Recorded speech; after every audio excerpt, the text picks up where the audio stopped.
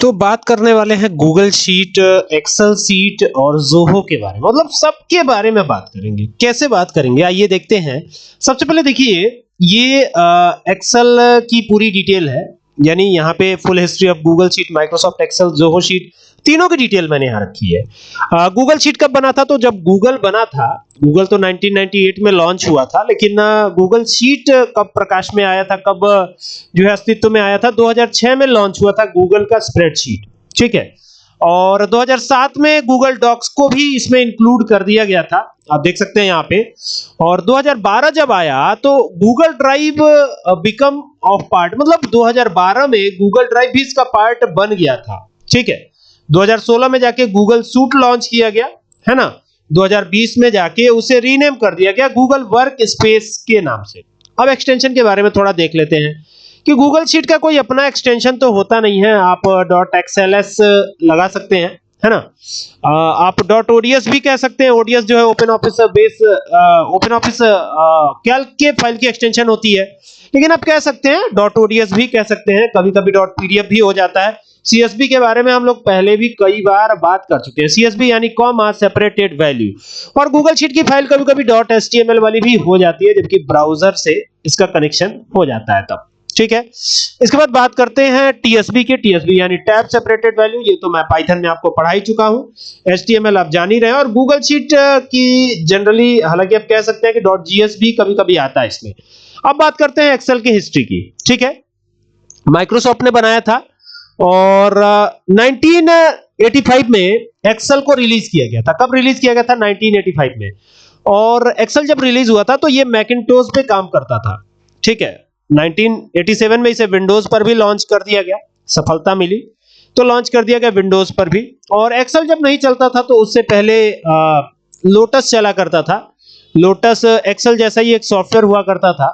काफी फैसिलिटीज उसमें हालांकि था एक्सेल जैसा ही, लेकिन बहुत सारी फैसिलिटीज उसमें नहीं थी, तो धीरे धीरे अपग्रेड होकर एक्सेल बना।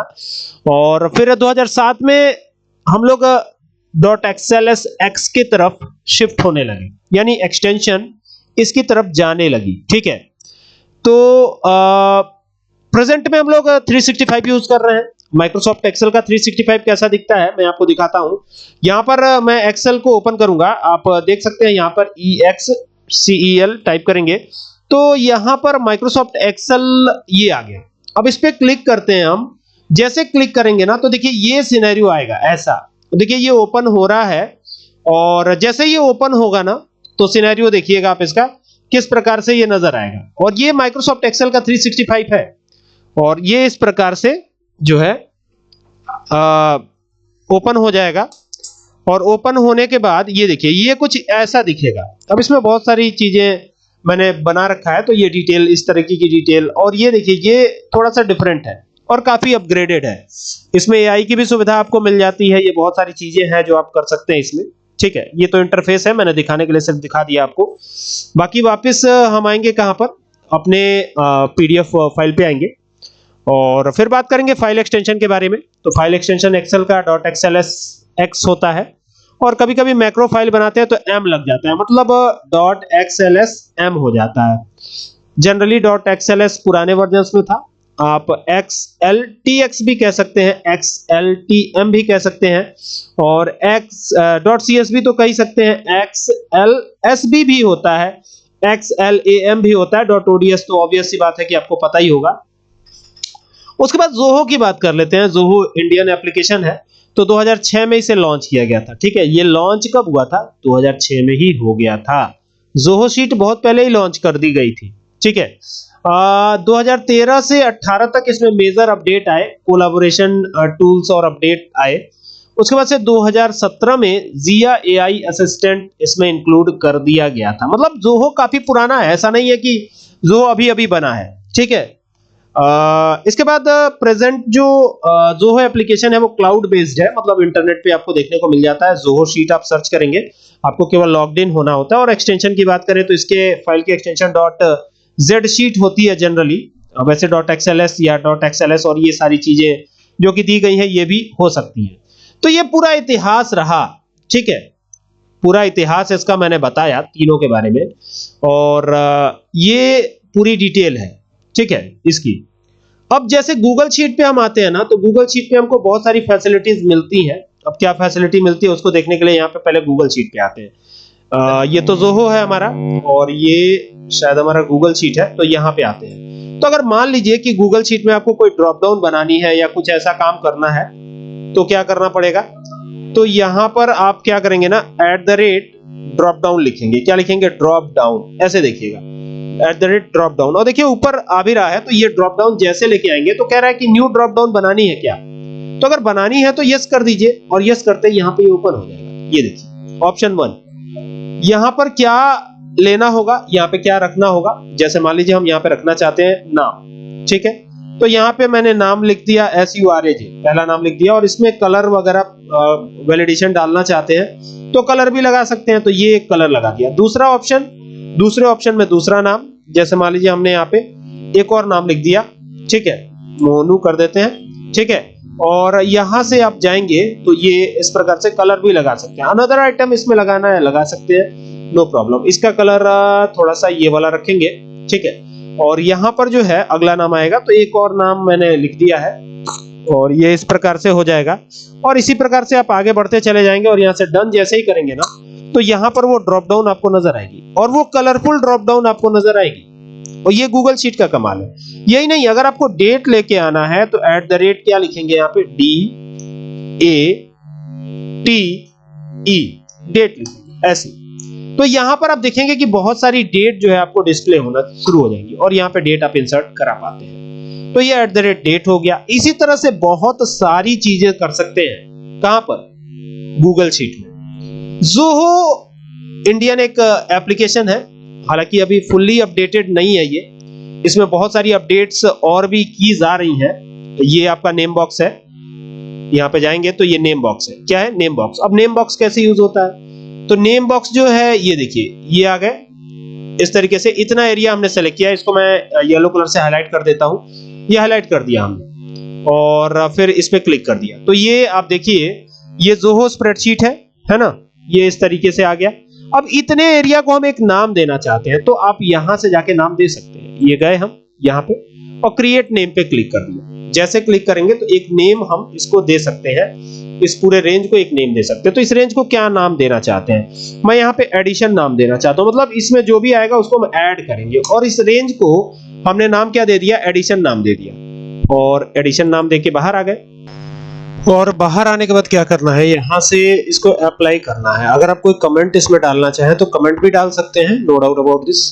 तो ये इस तरीके से इस रेंज को, पूरी रेंज को एक नाम दे दिया गया है, और वो है एडिशन, और ये वो रेंज है जिसको एडिशन नाम दिया गया, ठीक है। और यहां से अप्लाई पे क्लिक कीजिएगा। जैसे अप्लाई पे क्लिक करेंगे तो इस रेंज को पर्टिकुलर नाम दे दिया जाएगा, ठीक है। अब ये रेंज जो है एडिशन के नाम से जानी जाएगी। अब ये कैसे प्रमाणित, कैसे पता चलेगा, कैसे ये सेटिस्फेक्शन होगा हमको कि इस रेंज को वो नाम दिया जा चुका है, मतलब एडिशन ही नाम दिया गया है। यहाँ पे लिखा हुआ है, ये तो दिख ही रहा है, लेकिन मैं आपको एक प्रैक्टिकली तरीका बताता हूँ। यहाँ पे इक्वल्स टू लगाइएगा, सम आपको पता ही है ऐड करने के लिए यूज होता है, तो ये सम लिख दिया हमने। अब जो रेंज हमने लिया था उसका नाम हमने दिया था एडिशन, तो यहाँ पे टाइप करते हैं एडिशन, ठीक है। ये देखिए, ये इतने एरिया को हमने नाम दिया है, देखिएगा कितने एरिया को, इतने एरिया को हमने क्या नाम दिया है? एडिशन नाम दिया है, देख रहे हैं।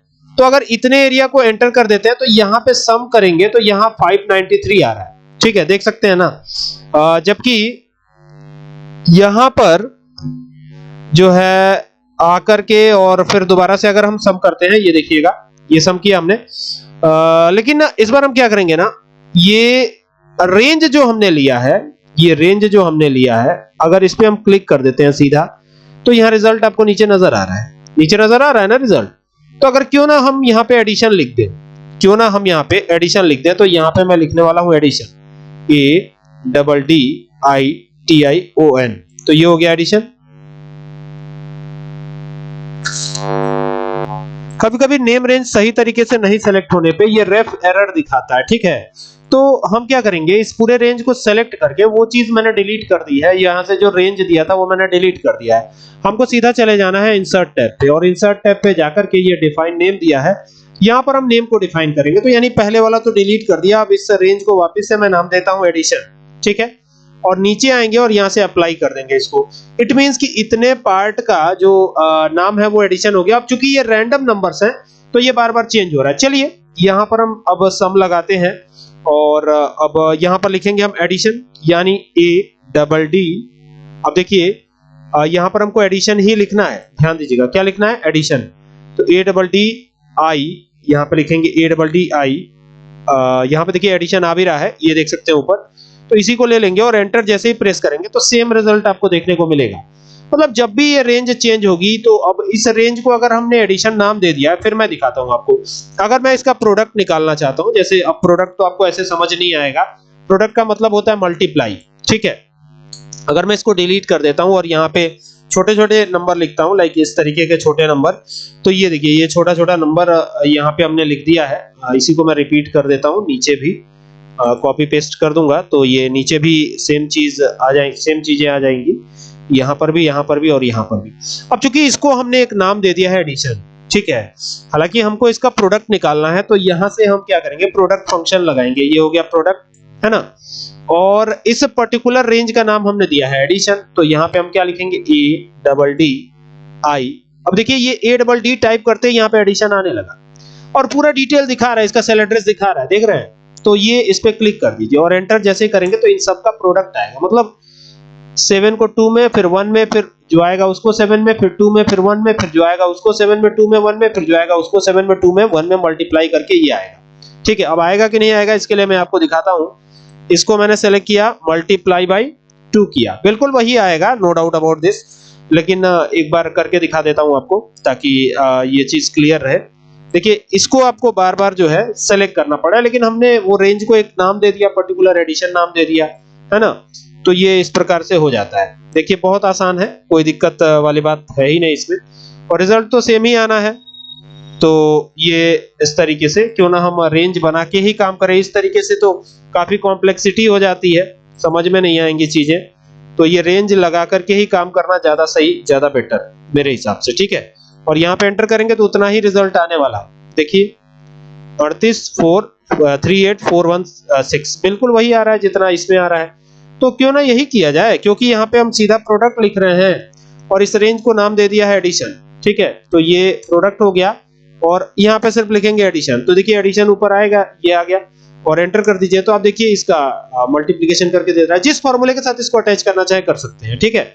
जैसे सम लगाकर करना चाहे तो सम लगाकर कर लीजिए, आपकी जैसी इच्छा वैसे कर सकते हैं। सम लगाने पे ये ऐड करेगा, सम चूंकि एडिशन का ही काम करता है तो ये ऐड करके दे देगा। तो पर्टिकुलर रेंज को ये ऐड कर देगा, 7777 फिर 2222 सबको ऐड कर देगा एक साथ।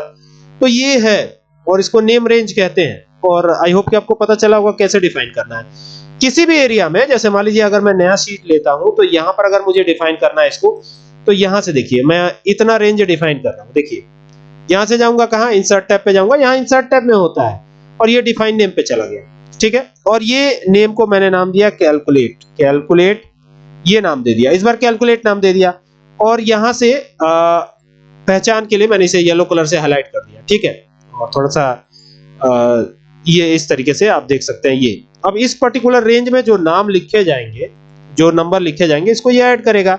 जैसे मान लीजिए यहाँ पे एक लेंथ फंक्शन होता है, तो जैसे मान लीजिए मैं समझने के लिए यहाँ पे अलग अलग अल्फाबेट ही लिख देता हूँ।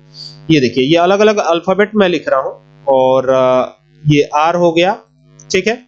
फिर यहाँ पे 8 हो गया, फिर यहाँ पे I हो गया, फिर यहाँ पर आते हैं RR हो गया, फिर यहाँ पर H हो गया, फिर यहाँ पर आते हैं तो K हो गया। मतलब अलग अलग रेंज में अलग अलग चीजें लिखी गई है, देख सकते हैं ना। और यहाँ पे फिर वापस क्या लगाएंगे, यहाँ पे लेन एक फंक्शन होता है जो क्या काम करता है, लेंथ कैलकुलेट करके बताता है कितनी लेंथ है, ठीक है।